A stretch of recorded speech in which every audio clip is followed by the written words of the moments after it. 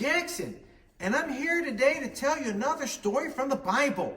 Last week we visited Moses, and he told us some of his story. Let's go hear the rest of the story from Moses today.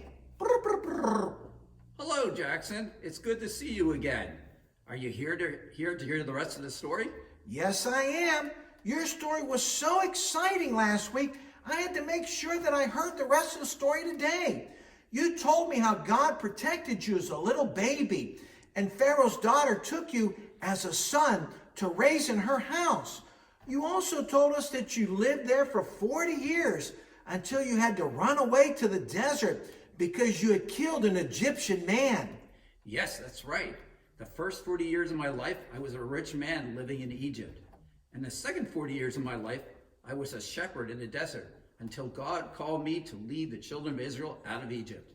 Yes, that's when you told me that God sent 10 plagues upon the Egyptians because the Pharaoh wouldn't let the Israelites leave the country. You told me how the last plague was death to the firstborn of every house that did not have the sacrificial blood of the lamb on the post. You told me this was called Passover. Yes, that is where our story continues. That night at Passover, we gathered all our belongings and we left Egypt to go towards the promised land. There was about 2 million of us that were fleeing Egypt that night. Wow, that must have been pretty exciting to finally get to leave Egypt and not be slaves anymore. Tell me more about your journey. Yes, we were all excited to leave Egypt, but when we turned around, we saw the Egyptian army coming after us. They were going to stop us from running away. They had horses and chariots and weapons. Our people became afraid. Then we came to a big body of water called the Red Sea.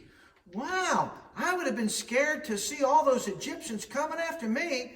So what did you do when you got to the Red Sea? Did you get in a big boat and cross it? Did you walk over a bridge? No, we didn't have a boat, and there was no bridge. There was no way possible for us to cross the Red Sea without God's help. And that is when God did something miraculous. Well, what did God do? Did he provide a big boat for you? Or did he make a bridge real quick for you to cross?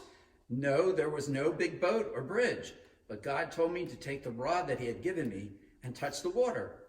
It was unbelievable as we watched the water part and gave us a path on the dry ground through the Red Sea. Water was stacked as high as you could see on both sides. Wow! God split the Red Sea? Did you see any fish sticking out of the side of the water? That was better than a boat or a bridge. God sure does know what he's doing. Yes, God had protected us once again, but as we looked back, we saw Pharaoh and his army chasing after us in the Red Sea.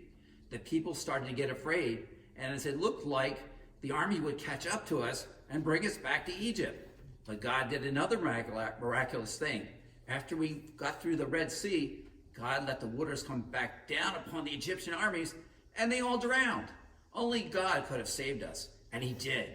We trusted him, and he was faithful to deliver us. Wow, God really did do a great miracle. And I'm sure the people were so thankful.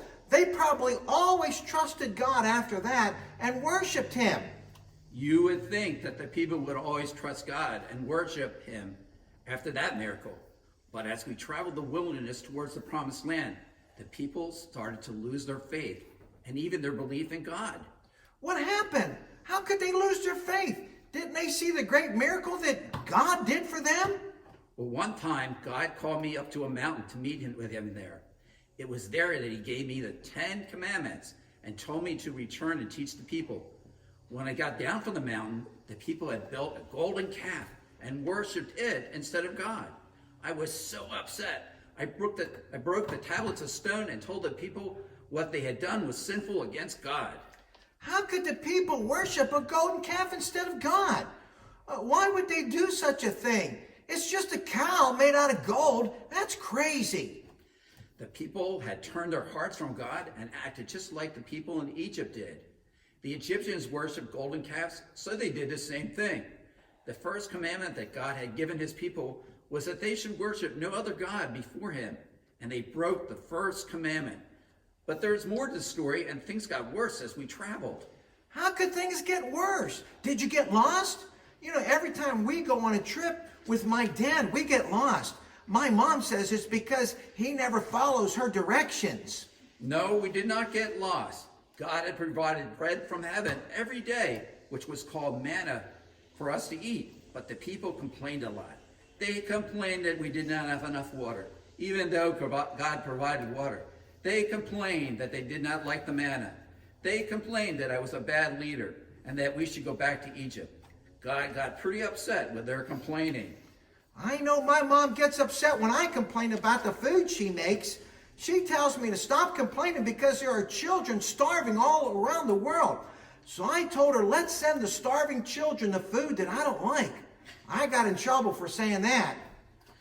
God got so upset one time because the people were complaining that he sent fiery serpents to bite the people. But then he had mercy on them, and he told me to lift a brazen serpent into the sky, that everyone that looked on it would live. Jesus in the New Testament said that he too must be lifted up, and everyone that looks on him for salvation would live eternally. Jesus was lifted up on the cross to pay for our sins. So how long did it take you to get to the promised land? Every time we travel, it seems like it took so long to get to the place where we're going. My dad gets upset if I keep asking him, are we there yet? Well, it should not have taken us too long, but it ended up taking 40 years to get to the promised land. Wow, 40 years. You must have taken a wrong turn somewhere. It took 40 years because we disobeyed the Lord and did not go into the promised land when we should have. We sent 12 spies to look at the promised land, and 10 of them told us not to go in because there were giants in the land. So the people became afraid and did not go in. Even though God had split the Red Sea for us and protected us from the Egyptian army, they could not trust God to defeat the giants. Oh, that's so sad that the people could not trust God. So did they eventually make it to the promised land? Yes, they did, but I did not lead them into the promised land. God used my general by the name of Joshua to lead the people into the promised land. It was quite an adventure. Wow, thanks for your story, Moses. I'm so glad to hear how God protected you and used you to lead the Israelites to the promised land. I learned today not to complain and always trust God. Thanks for being here, boys and girls. We'll see you next week for another Bible story. Bye-bye.